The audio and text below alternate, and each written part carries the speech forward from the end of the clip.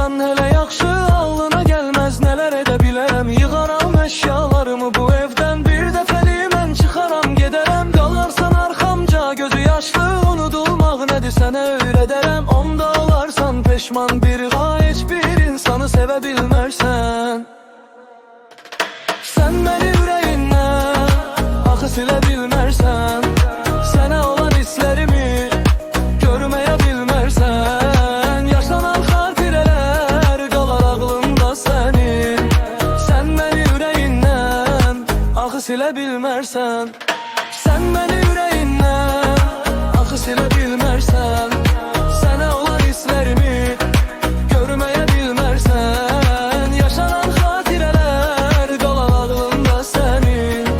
Sən məni ürəyindən axı silə bilmərsən.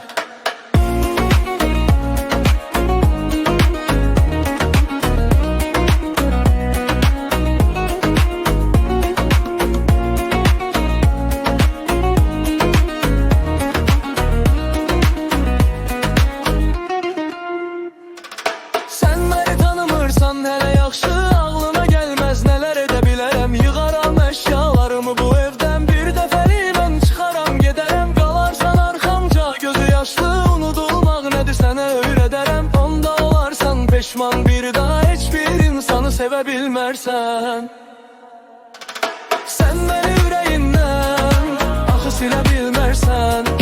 Sənə olan hisslərimi görməyə bilmərsən. Yaşanan xatirələr qalar ağlımda sənin. Sən məni ürəyindən axı silə bilmərsən. Sən məni ürəyindən axı silə bilmərsən. Sənə olan hisslərimi görməyə bilmərsən. Yaşanan xatirələr qalar ağlımda sənin. Sən məni ürəyindən axı silə bilmərsən.